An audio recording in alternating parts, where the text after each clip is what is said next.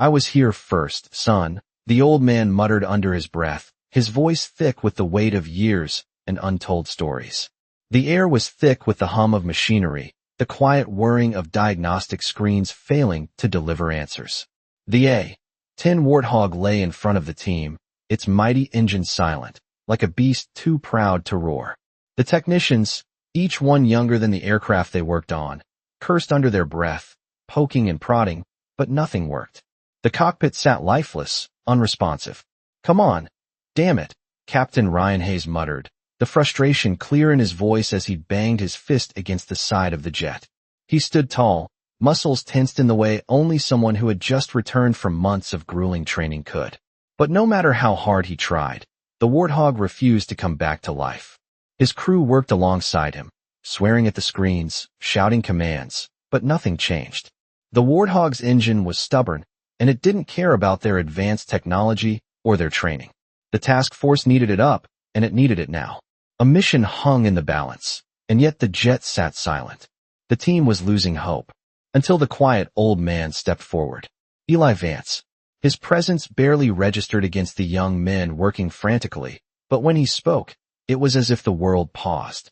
"Let me have a look," he said, his voice steady, almost casual, as though this kind of situation was nothing new. "You're wasting your time with all these fancy gadgets. You need to listen to the machine itself." Hayes sneered, a chuckle escaping his lips. "Who are you, Grandpa? This is military tech, not some beat-up relic from the 60s. But the old man, wearing a faded olive jacket and a pair of weathered boots, didn't flinch. He just stared at the machine as if it were an old friend, one who had long since lost its way. The younger men around him rolled their eyes, but they let him do it. He approached the jet, the sound of his boots crunching against the gravel of the runway. Eli's hands, weathered by years of hard labor and war, moved with an eerie precision. He didn't rush. The younger men watched in silence now, the noise of their tools and devices fading into the background. Eli didn't need a screen to tell him what was wrong. He could hear the faint whir of the engine, could feel the tension in the wires. His fingers grazed over the exhaust system, tapping once. He bent down, lifting the panel with the kind of care that suggested he knew something the others didn't. "Here," he said, pointing to a small, seemingly insignificant part of the engine. "This is your problem. You missed it. The fuel line's clogged." Hayes watched, stunned. The rest of the team gathered around, still skeptical. Eli pulled out an old wrench, no more than a relic, and turned the bolt with practiced ease. Within moments, the jet shuddered, and for the first time in hours, it roared to life. The sound was like a lion waking from its sleep, strong and powerful, echoing across the tarmac. The young men stood frozen, staring at the machine they had all failed to restart. Eli didn't say anything more. He just stepped back, wiping his hands on his faded jacket. Hayes, unable to hold back his awe, nodded, his eyes wide with respect. "How did you?" he started but couldn't finish the question. Eli gave a small, almost imperceptible shrug. "I've been around," he said simply. It was the kind of humility that only comes from years of experience, the kind that cannot be faked or taught. The team stood in silence, their previous arrogance vanishing into the air like the noise that had once filled the space. And as the jet powered up, a quiet understanding passed between them. Eli wasn't just some old man. He was the veteran they never expected to need. And now, they would never forget it. The sound of the A-10's engine was like a blessing to the airmen. As it roared back to life, Captain Hayes took a step back, still processing what had just happened. He looked around at his team, who stood just as frozen, their eyes wide, their mouths shut tight. The machine they had given up on was now humming with power, and the man who had fixed it was nothing like they expected. Eli Vance. To them, he was just an old man, someone who had no business being on this base, but now they saw him for what he truly was, a living legend. Hayes shook his head, still struggling to understand. He turned to Eli, who was standing casually with his hands in his pockets, his expression calm, as if restarting a fighter jet was nothing more than a casual task for him. "How long have you been doing this?"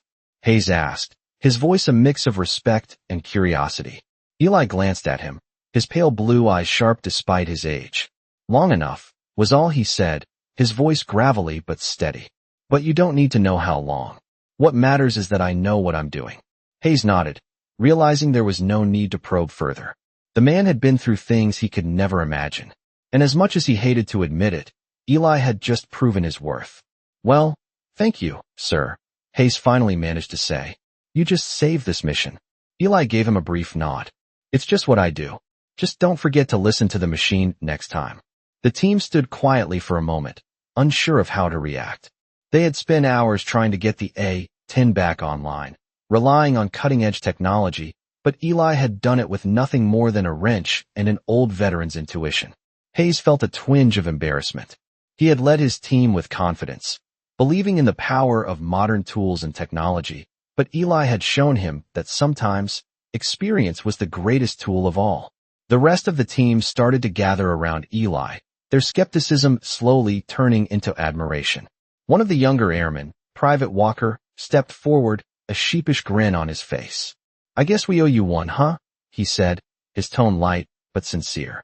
Eli didn't respond with words. Instead, he just gave the airman a nod and a small smile, one that spoke volumes. He didn't need accolades or thanks. His actions had already done the talking. Hayes finally let out a breath he didn't realize he had been holding. He glanced at the now purring A-10 and then back at Eli. The old man was more than just a mechanic. He was a part of something bigger, a piece of history that was never truly gone. General Miller is going to want to hear about this, Hayes muttered, more to himself than anyone else. Eli chuckled softly. Let him. He'll know what it means. As they began to prepare for takeoff, Hayes couldn't help but feel a newfound respect for the man who had just walked into their lives without fanfare or announcement. Eli wasn't just a mechanic. He was a reminder of the past, of the grit and strength that had shaped the very foundations of their military. And as they got ready to fly the A-10 into the sky, Hayes knew one thing for certain. He would never underestimate another veteran again. The team had just finished their pre-flight checks when Captain Hayes pulled Eli aside. The rest of the crew was still buzzing, half expecting the aircraft to fall apart midair, but Hayes had more questions. I have to ask, he began, his tone more respectful now than it had been before. Where did you learn to do all this? Eli looked at him, the lines on his face deep with the years he had lived, his blue eyes steady and unreadable. I learned where it mattered, he said quietly, before turning back to the jet. Hayes was about to ask more when a familiar voice boomed across the tarmac. Captain Hayes. General Miller's voice cut through the noise, and both men turned to face him. Sir, Hayes said, snapping to attention, a reflex from years of service. The general, a tall man in his late 50s with a commanding presence, waved him off. Relax, Captain. I've heard about the miracle worker who got our bird back online. I need a word. Hayes exchanged a glance with Eli, who remained quiet. Of course, sir, Hayes replied, his mind racing. The general approached, his eyes shifting from Hayes to Eli. I've seen you before, he said, his voice softer now. You're the one who helped with the Huey in Vietnam, aren't you? Eli didn't answer immediately. Instead, he gave a small nod, and that was all the confirmation the general needed. The general's face softened with recognition. I should have known, he muttered. You never forget someone who saved your life. There was a brief, uncomfortable silence before the general spoke again. I was just about to call for another team, but looks like you took care of it, Eli. Hayes stood there, caught between confusion and admiration. He'd heard the name, but the full weight of it hadn't hit him until now. Eli Vance wasn't just a mechanic. He was a legend, a man who had earned respect long before he'd ever set foot on this base. I did what had to be done, Eli replied simply, his eyes meeting the general's without a hint of arrogance. General Miller smiled faintly. Well, you're still needed, I see. Glad to have you back. Hayes stood, speechless, watching as Eli exchanged a knowing look with the general. It was a bond that spoke volumes, one forged in the heat of battle and never truly forgotten. We're good to go, Captain, the general continued, his tone returning to business-like precision. Make sure we don't lose this guy again. Hayes nodded. Understood, sir. As the general walked away, Hayes lingered for a moment, still processing everything. Eli had fixed the A-10, but more than that, he had earned the respect of a man who held the kind of authority most people would never reach. You know, Hayes began, turning back to Eli. We could use someone like you around more often. Eli gave a small, dry smile. I'm not here to stay, Captain. but I'll be around when you need me." Hayes watched him walk away, the weight of his words settling in. Eli Vance, the quiet old man who had fixed their jet, had once been part of something far bigger than any of them could understand. And now, as he disappeared into the distance, Hayes realized that the real lesson wasn't just in the repair of an aircraft. It was in the way Eli had reminded them all that experience, honor, and duty were qualities that could never be replaced by technology. The lesson was simple: respect the past, for it was the foundation on which the future stood. The airstrip was quiet now, the hum of the engines replaced by the soft sounds of the morning breeze. The A-10 Warthog had been successfully prepped for its mission, and Captain Hayes stood by the tarmac, his hands in his pockets, looking at the aircraft that moments ago seemed like an impossible challenge. It was running, alive with the power of its engine, all thanks to Eli Vance. The rest of the team was already gathered around the jet, checking their gear and preparing for takeoff, but Hayes couldn't shake the feeling that something had shifted within him. It wasn't just about the jet. It was about Eli, about the kind of man who had come in and solved what seemed unsolvable with nothing more than his experience. Hayes turned as he heard footsteps behind him. It was General Miller, his boots making firm, deliberate steps on the concrete. "You did well, Captain," the general said, his tone even. "But I have to ask, how did you manage to get that thing started in the first place?" Hayes glanced at him, still a little unsure of what to say. "It wasn't me, sir," he admitted, nodding in the direction of Eli, who was standing a few feet away, quietly observing the plane. "It was him, Eli Vance." The general followed Hayes' gaze, and for a brief moment, the corner of his mouth twitched into something that almost resembled a smile. "Vance, huh? I knew that name sounded familiar," he murmured. "He's the one who got the Huey up and running during the war, right?" Hayes nodded. "That's the one. He's a legend, sir. I didn't realize it at first, but now it's clear." General Miller looked back at Eli, his expression softening with a mixture of admiration and something deeper, something unspoken. "He's more than a legend," Miller said quietly. "He's the kind of man who never looks for attention. He just does what needs to be done." Hayes turned his attention back to the jet, his thoughts swirling. The way Eli had fixed the A-10, with nothing more than his hands and his decades of experience, was humbling. It wasn't just about mechanical skill, it was the confidence and calm he exuded. The younger airmen had been running around, stressing over the equipment, but Eli had simply walked up, listened to the engine, and knew exactly what to do. It was a kind of quiet power that Hayes hadn't fully understood before.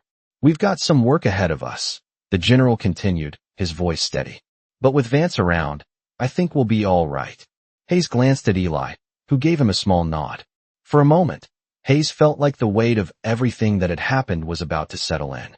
"Sir," he began, hesitating for a second. "What do we do if we need him again?" General Miller looked at Hayes, his gaze hardening. "You make sure you call him. Don't wait for the problem to get worse. People like Vance don't come around often. When they do, you hold on tight. He's a resource you never take for granted." Hayes took, in the general's words, his chest swelling with a newfound understanding. Eli wasn't just a man. He was a bridge to the past, a living reminder of everything the military stood for. Hayes turned and walked toward the rest of his crew, the general at his side. He could already feel the shift within himself. The respect he had for the older generation, for the men and women who had been through it all, was no longer abstract. It was real. As the crew prepared for takeoff, Hayes couldn't help but feel a deep gratitude for the man who had saved the mission without so much as a word. Eli Vance had reminded them all of what it meant to serve, not for recognition, but for something greater. And Hayes vowed that no matter what happened next, he would carry that lesson with him, always. The day was winding down, the sun beginning its slow descent behind the hangars, casting long shadows across the tarmac. The mission had gone smoothly. The A-10 Warthog, thanks to Eli Vance, had completed its sortie and was now parked safely, its engine purring like a satisfied beast. Hayes stood near the jet, watching the crew clean up, their earlier tension now replaced with a sense of accomplishment. Yet, as the minutes ticked by, Hayes found himself unable to fully shake the feeling that something had changed within him. It was more than just the success of the mission. It was the reminder, the realization that experience, the kind of experience Eli had, was something invaluable. As the team filed back into the hangar, Hayes caught a glimpse of Eli, standing off to the side, watching the men work. The older man had done his job, and now, it seemed, he was content to simply observe. Without thinking, Hayes walked over. "You're heading out soon?" Hayes asked, his voice low. Eli looked up, his pale blue eyes sharp, his face etched with years of quiet service. "I'm not much for sticking around," he said. The words simple, but carrying a weight that only someone like Eli could put into such a statement. "I've done my part." Hayes nodded, understanding. The man didn't crave recognition, didn't need the spotlight. He had earned his place in history without ever asking for it. We all appreciate what you did today," Hayes said, his voice trailing off, unsure. Of what else to say? Eli simply nodded, a small smile tugging at the corner of his mouth. "I just did what needed to be done, Captain. That's all." There was a pause, and Hayes felt an uncomfortable silence settle between them. Finally, he spoke again, his voice tinged with a thought that had been lingering in his mind all day. "I've been thinking, Eli, what do you do now?" The older man's eyes softened for a moment, a flicker of something far off in his gaze. "I live, Captain, just like everyone else. But I know when to step in and when to step back." Hayes didn't know what to say to that. The simplicity of the answer left him in awe. "I don't think I could live with that kind of peace," Hayes said, half joking but also half serious. "Not after everything we've been through." Eli chuckled softly, the sound deep and rich, filled with years of stories untold. "It's not about living with peace, son. It's about living with purpose. And knowing that, when the time comes, you'll be ready." Hayes stood there, his gaze fixed on the older man, his respect for Eli growing even more than it had already. He had thought of Eli as just another mechanic, a relic from a past war, but now he saw him for what he truly was, a symbol of resilience, of quiet strength, of a man who had weathered storms most people could never understand. "You ever think about coming back?" Hayes asked, his curiosity getting the better of him. Eli shook his head slowly, his smile barely there. "The military's not for me anymore. I've served my time." "So what now?" Hayes asked again, genuinely curious.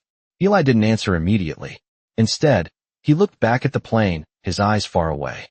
"Now," he said after a long moment, "I just make sure people don't forget." Hayes didn't fully understand, but he didn't press it. Some things, he realized, didn't need explaining. They just were. Eli was a man who had lived through it all, a man who had seen things most could only dream of. And now, he was content to let the younger generation take the reins. But the lessons he had left behind would never fade.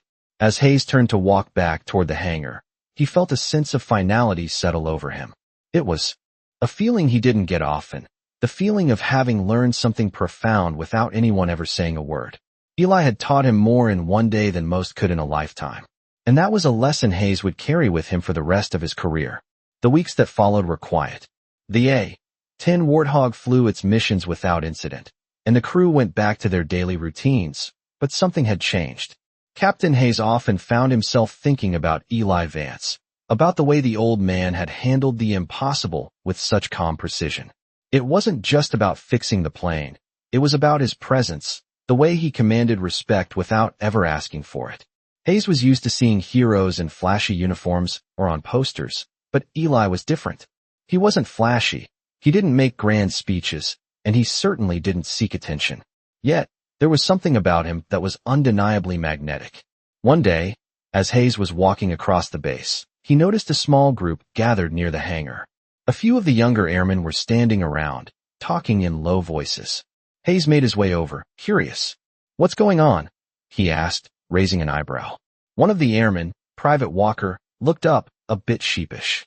"You won't believe this, sir," he said, "but Eli's name is on the roster again. They've called him in for another round of training." Hayes frowned. "Training? You sure?" Walker nodded. "Yes, sir. They said something about needing a veteran's touch on a new project. They're bringing in some of the older veterans for a specialized training course." Hayes hesitated, feeling a pang of respect. It made sense. Eli's experience was invaluable. Even if he had stepped away from active duty, there were few who could match his depth of knowledge. "I guess that's good," Hayes said slowly, the realization dawning on him. We could all learn a thing or two from him. As the days passed, the hum of the bass settled back into a familiar rhythm, but for Hayes, there was a new sense of purpose. The old man's lessons were subtle, but they had left an indelible mark. He found himself more focused, more patient with the crew. The respect for the past, the understanding that experience and wisdom couldn't be rushed, was something he now carried with him.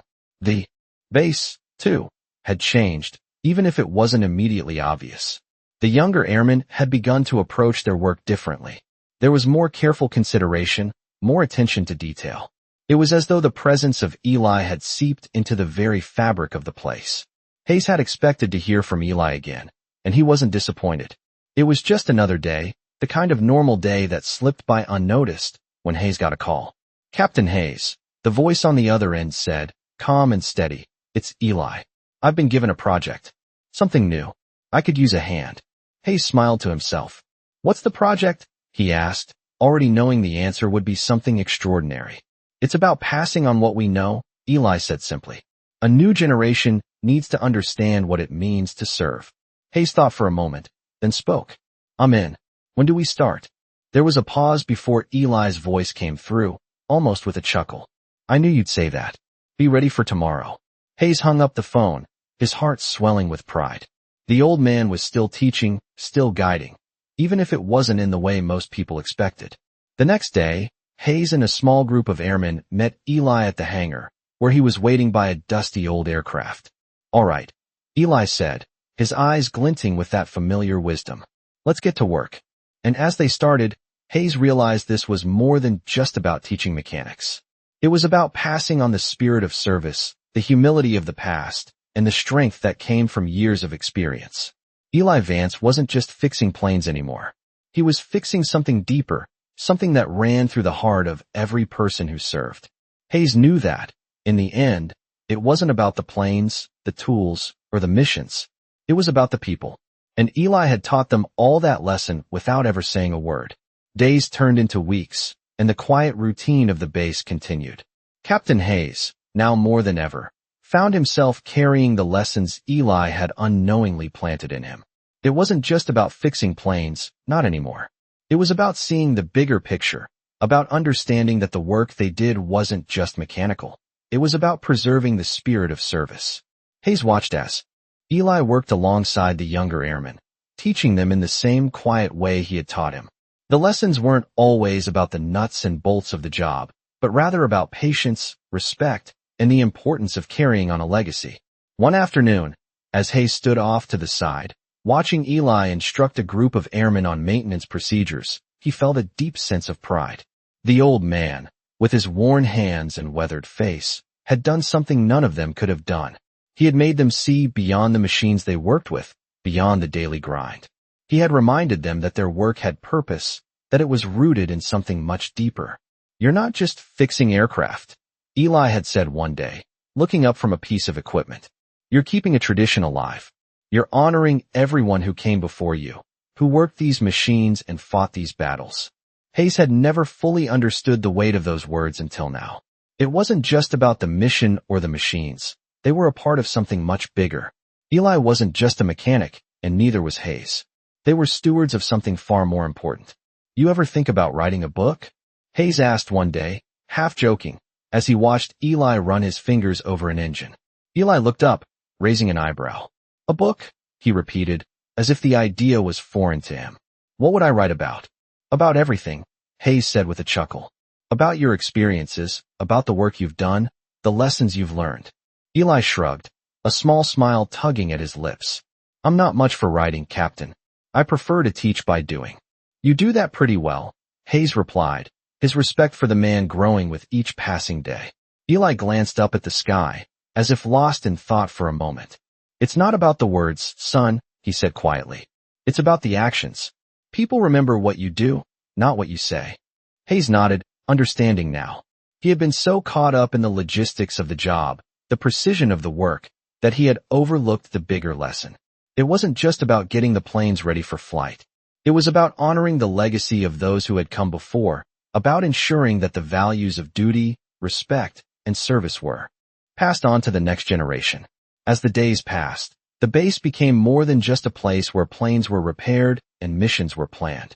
It became a place where history was honored, where every task, no matter how small, had meaning. The younger airmen started to carry themselves differently, more aware of the legacy they were upholding. Hayes couldn't help but think that, in some small way, Eli had changed them all. One evening, as the sun set behind the hangar, casting long shadows over the tarmac, Hayes found himself standing next to Eli once more, watching the horizon. "You know," Hayes said, his voice thoughtful, "I never really understood what it meant to be part of something bigger than yourself." Eli gave a soft chuckle. "That's something you learned, Captain. When you've been around long enough, you start to realize that it's not just about you. It's about the people who came before and the ones who will come after." Hayes looked at Eli, his heart swelling with a mix of admiration and gratitude. "I get it now," he said, his voice quiet but firm. "I'll make sure we never forget." Eli nodded, a satisfied smile crossing his face. "Good. That's all I ask."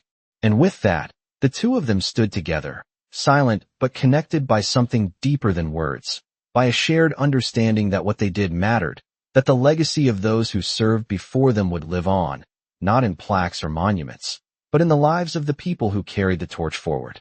The days began to blur together, the routine of maintenance and training continuing as usual. Captain Hayes had adjusted to the rhythm of base life, but there was a noticeable shift in the air. The younger airmen, who had once been focused solely on technical procedures, now carried themselves with a new sense of purpose. There was more pride in their work, more attention to detail. Hayes couldn't help but wonder if Eli's influence had slowly seeped into the very culture of the base. One morning, after a particularly grueling set of drills, Hayes found himself walking toward the hangar, his mind focused on the next mission. As he approached, he noticed something strange. The door to the hangar was slightly ajar, and through the crack, he could see Eli, working quietly by himself. It wasn't like the usual hustle and bustle that typically filled the hangar. No airmen, no supervisors, just Eli, completely absorbed in his task. Hayes hesitated for a moment before pushing the door open and stepping inside. Eli didn't look up when Hayes entered, his focus entirely on the small engine part he was repairing. "I didn't expect to see you here, sir," Hayes said, his voice breaking the silence. Eli finally looked up, a faint smile crossing his weathered face. "You never know when something will need fixing, Captain," he replied simply, his voice calm and steady. "Even when it looks fine on the outside." Hayes nodded, understanding the deeper meaning behind the words. It wasn't just about the plane or the engine. It was about the subtle art of observation, the ability to see beyond the surface. Eli had taught him that in ways he could never explain. "I've been thinking a lot about what you said," Hayes continued, his hands in his pockets. "About living with purpose, not just doing the job." Eli's eyes softened at the mention of those words. "Purpose," he repeated quietly. "It's something you have to find for yourself. But once you do, everything else falls into place. You'll know when it's your time to step in, and you'll know when it's your time to step back." Hayes looked around the hangar, his eyes lingering on the planes, the equipment, the men and women working diligently. It was all part of something bigger, something that Eli had helped him see. "You've been a part of something much bigger than any of us, haven't you?" Hayes said, his voice almost a whisper. Eli didn't answer right away. Instead, he turned back to the workbench, picking up the engine part once more. "We all have our parts to play, Captain," he said quietly. "And that's what matters." Hayes was silent for a long moment, taking in the weight of the words. He had never fully understood what it meant to be part of something larger than himself. But now, he was starting to see it more clearly. It wasn't just about the planes, the missions, or the people. It was about the legacy they all carried, the responsibility to uphold the values that had been passed down to them. "I've been thinking," Hayes said again, his voice low, "about how we carry on this legacy, how we pass it down." Eli paused for a moment, then looked up, his blue eyes meeting Hayes with a knowing glance. "You don't need to worry about that, Captain," he said. "The legacy will carry itself. All you have to do is make sure you're doing your part." Hayes felt a quiet sense of peace settle within him. He didn't have to have all the answers. He just had to keep going, to keep doing his best, and let the legacy unfold on its own. "I'll make sure of it," Hayes said, his voice firm. Eli gave a small nod, his smile returning. "I know you will, son." With that, the two men stood in silence for a while, the hum of the bass echoing softly around them. Hayes felt a deep sense of gratitude toward the old man who had quietly guided him, not through words, but through actions. And as they stood there together, Hayes realized that Eli had done more than fix planes. He had fixed something inside him, something that no training manual or mission briefing could ever teach. And for that, Hayes would always be grateful. It was a crisp morning when Hayes stood by the hangar, watching the sun rise over the tarmac. The base was beginning to stir, airmen walking to and from various duties, their movements swift and purposeful. But for Hayes, the routine felt different now. Eli's lessons still lingered in his mind, like a quiet whisper in the back of his thoughts. He found himself seeing the world around him through a new lens, one shaped by respect for the past and a deeper understanding of his role in the present. As the hours passed, the day unfolded as it always had, with maintenance checks and briefings filling the schedule. But there was a subtle shift, a change that was almost imperceptible to anyone else. But to Hayes, it was glaringly clear. The base felt more connected, more aware of the legacy it carried. He had seen the younger airmen working with a different sense of purpose lately, more focused, more precise. It wasn't that they were working harder, but that they were working smarter. They weren't just going through the motions. They were paying attention to the details, understanding the importance of every task, no matter how small. Hayes had watched it happen gradually. The pride in their work had grown, not because someone had told them to, but because they had learned to respect what they were doing and why they were doing it. And much of that change could be traced back to Eli. One afternoon, as Hayes walked through the hangar, he found himself approaching a familiar face. It was Private Walker, the same young airman who had first spoken to him about Eli's training. Walker was standing by a B-17, inspecting its engines with an intensity Hayes hadn't seen before. "You look different," Hayes said, his tone casual but curious. Walker glanced up, surprised, but then smiled, the pride clear in his eyes. "I guess I've been learning a lot," he said, wiping his hands on his coveralls. "About the work, sure, but also about what it means to keep going, even when it seems like it's not working." Hayes nodded, his chest swelling with a quiet pride. "That's the kind of thing you learn from experience," he said. "From people who've been through it before. People like Eli." Walker's eyes lit up at the mention of Eli's name. "I know, sir.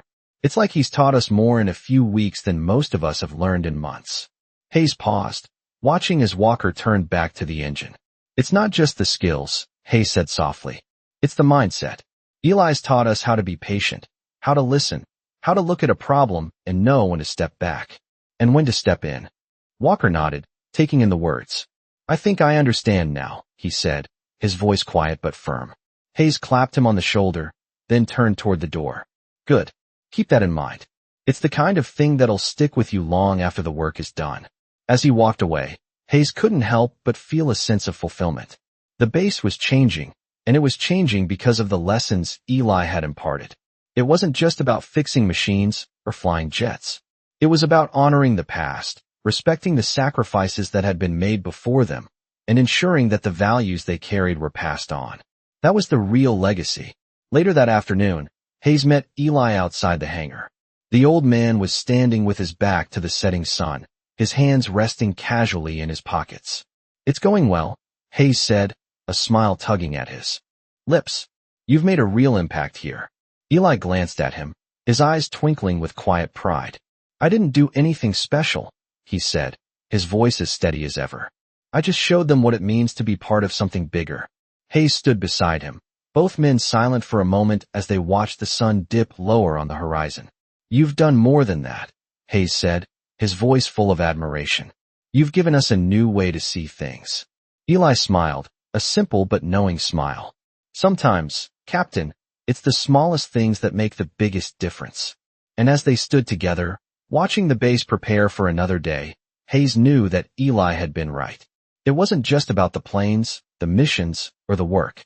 It was about the people and the lessons they carried with them. The legacy was in the actions, not the words. And that was something Hayes would never forget.